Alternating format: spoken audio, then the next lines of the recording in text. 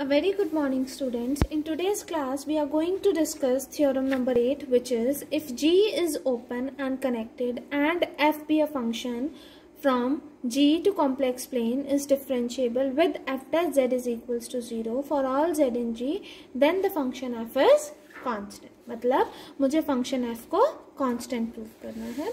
तो what we do that, हम एक point fix कर लेते हैं. Fix a point z naught in G. एक पॉइंट फिक्स कर लिया z नॉट इन G और लेट कर लिया and let f of z is equals to w naught. ठीक है, मुझे प्रूफ करना है कि f इज कांस्टेंट. ठीक है, तो इसका मतलब मैं एक सेट डिफाइन करूंगी. सेट डिफाइन करेंगे दैट इज ए, जिसमें वो सारे सेट ऑफ एलिमेंट्स आएंगे, वो सारे z की वैल्यूज आएंगी जिसके कॉरस्पॉन्डिंगली फंक्शन क्या है हमारे पास, कांस्टेंट. और मुझे प्रूफ क्या करना है कि फंक्शन इज कांस्टेंट. अगर फंक्शन कांस्टेंट है तो पूरे जी में कांस्टेंट होना चाहिए. तो इसका मतलब मुझे क्या प्रूफ करना है, a इज इक्वल्स टू जी. और मैंने जो कल हमने लेक्चर करा था उसमें a इक्वल टू जी, जो हमने लास्ट रिमार्क करा था, a और इक्वल्स टू जी कैसे प्रूफ करते हैं. जब हम प्रूफ कर दें a is both open and closed, तो हम कह सकते हैं that a is equals to G. अब a को ओपन प्रूफ करना है एंड a को ही क्लोज्ड प्रूफ करना है. क्लोज्ड की कंडीशन क्या होती है, that it contains all its limit points. Is it right, student? मतलब मैं कोई z belongings to G एक लिमिट पॉइंट ले लेंगे हम a का. ठीक है, शो करेंगे कि ये जो z है ये a को ही बिलोंग कर रहा है. कि मतलब अगर मैंने कोई लिमिट पॉइंट लिया a का जो कि G में बिलोंग कर रहा है तो वो a में भी बिलोंग करेगा. आर्बिट्ररी, क्योंकि यहाँ पर हम z के लिए आर्बिट्ररी चूज करा था. अगर एक के लिए ऐसा होगा तो वो सारे लिमिट पॉइंट्स भी कंटेन करेगा, तो वो हमारी कंडीशन ऑफ क्लोज्ड हो जाएगी. नेक्स्ट हमारे पास क्या है, a is open. a is open मतलब मुझे क्या प्रूफ करना है, it is neighbourhood of all its points. Neighbourhood of all its points means मुझे इसमें क्या कंडीशन प्रूफ करनी है, that z belongings to a ball is contained in a. Is it right? इसको प्रूफ करने के लिए हम एक फंक्शन लेट करेंगे that is gt, which is ftz plus 1 minus t a. Is it right student? ठीक है, ये कंडीशन लेट करके फिर हम g डैश एस निकालेंगे. g डैश एस निकालने के बाद हम एक रिजल्ट ऑफ कॉम्पोजिशन सीरीज निकालेंगे. रिजल्ट ऑफ कॉम्पोजिशन सीरीज का यूज करेंगे और उसके बाद हम a को ओपन प्रूफ करेंगे. फर्स्ट केस में हम क्लोज प्रूफ कर देंगे, सेकेंड केस में हम ओपन प्रूफ कर देंगे. तो फ्रॉम 1 एंड 2 हमारे पास क्या आ जाएगा, a is both open and close. तो हमारे पास a किसके इक्वल हो जाएगा, g के. Is it right students? Let us see in notebook now.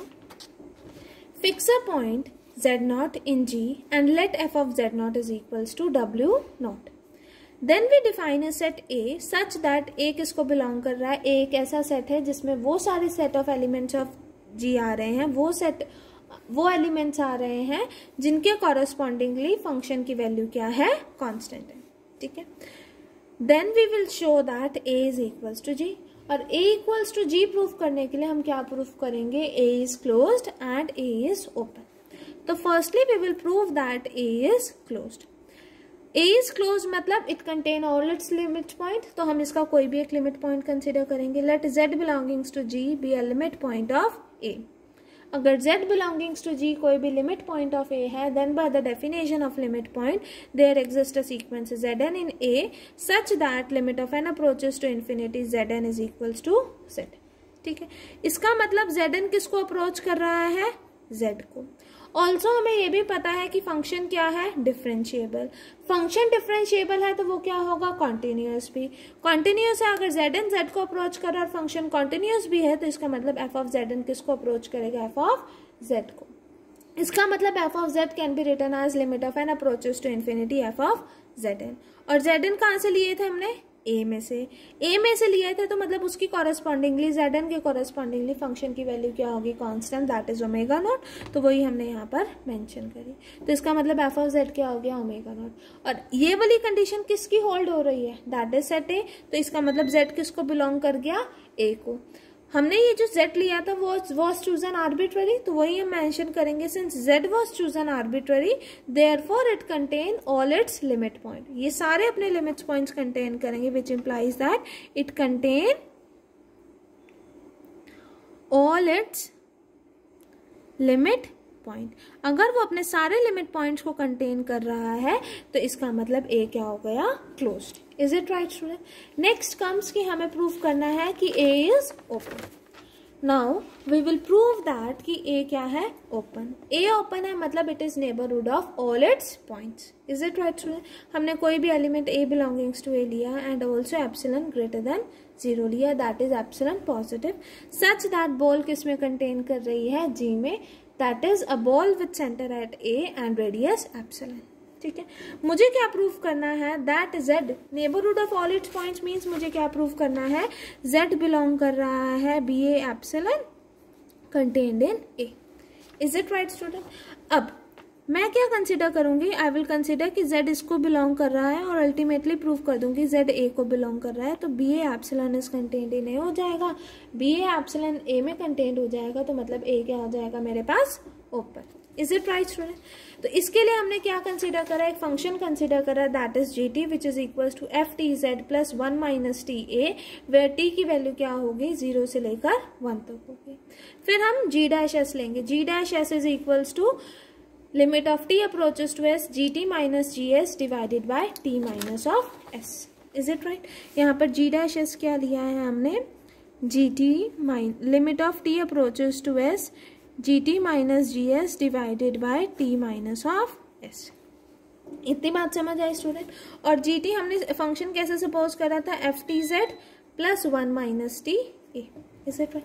यहाँ वैल्यू सब्सटीट्यूट करो, तो let us see that limit of T approaches to S F T Z plus 1 minus T A minus F S Z plus 1 minus S A divided by T minus S. ठीक है, अब मैं यहाँ चाह रही हूँ कि मेरे पास यहाँ पर किसी टर्म से मल्टीप्लाई और डिवाइड करें, सो दैट ये क्या बन जाए मेरे पास, F dash S Z plus 1 minus S A. Is it right student? तो किससे कैसे बनेगा ये F dash S Z plus 1 minus S A, अगर डिनोमिनेटर में इन दोनों की सब्ट्रैक्शन हो। इज इट राइट ना? तो यहाँ पर हम कंसिडर करते हैं T Z plus 1 minus T A minus S Z minus 1 minus S A.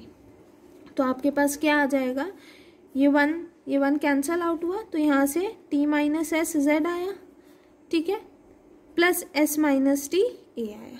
Is it right? मतलब इस टर्म से मैं मल्टीप्लाई भी करूंगी and we will divide it also. तो हमारे पास क्या आ जाएगा, limit of t approaches to s F T Z plus 1 minus T A minus F S Z plus 1 minus S A divided by t minus S Z plus S minus T A, divide भी करा और multiply भी करा इस term को, तो T minus S Z plus S minus T ए, और साथ में इसमें डिनोमिनेटर में टी माइनस एस था तो वो भी मेंशन करा। ये क्या बन गया हमारे पास, it is F dash S Z plus 1 minus S A divided by T minus S into T minus S Z plus S minus T A. अब देखो यहाँ t माइनस एस है या s माइनस टी, अगर मैं minus common लूँ तो क्या आ जाएगा, t माइनस एस।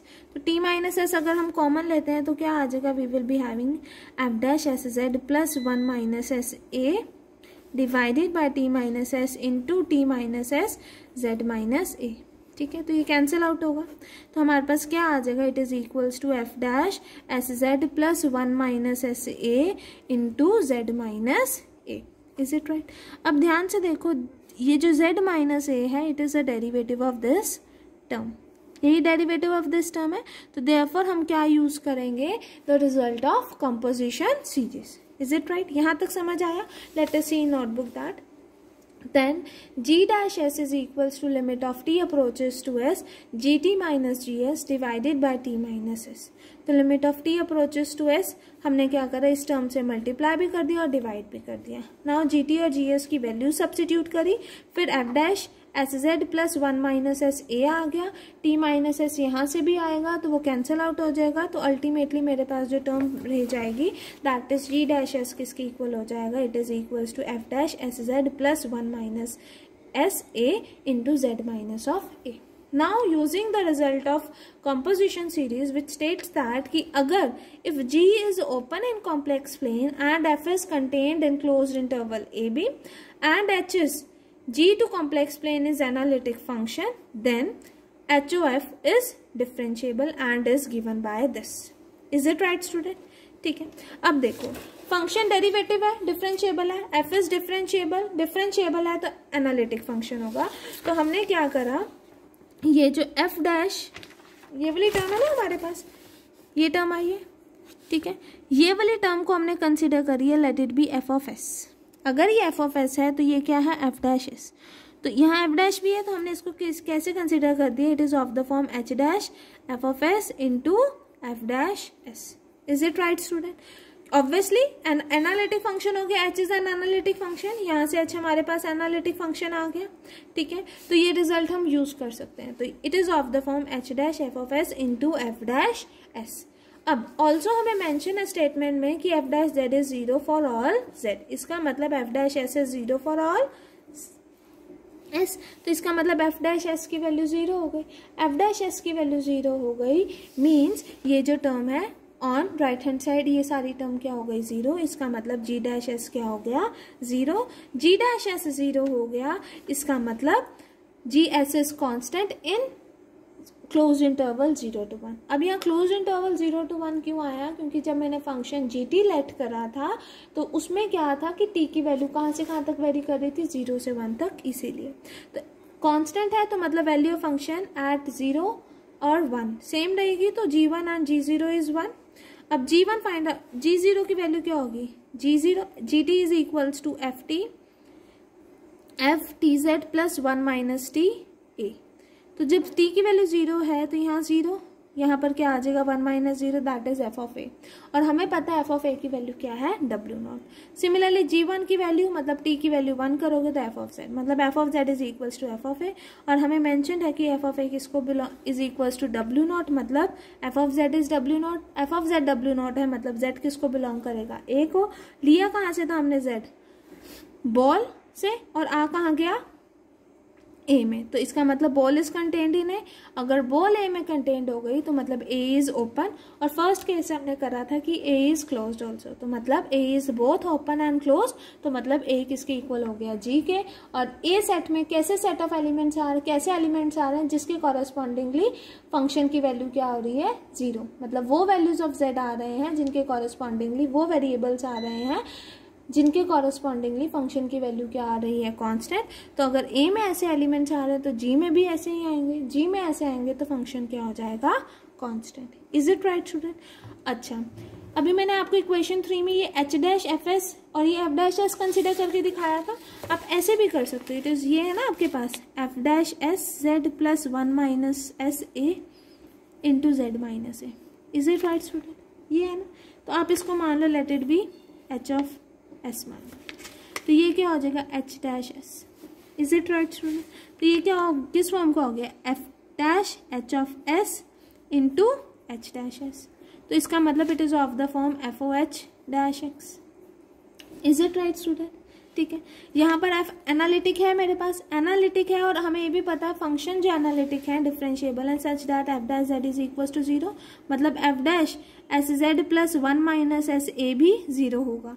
0 होगा तो मतलब ये पूरी टर्म 0, 0 मल्टीप्लाई समथिंग इज 0. तो मतलब दोनों ही केसेस में अगर आप इसको एफ एस कंसिडर करते हो तो भी 0 होता है, अगर आप इस वाले को एफ डैश एस कंसिडर करते हो तो भी 0 होता है. तो इसका मतलब कोई डिफरेंस नहीं आएगा.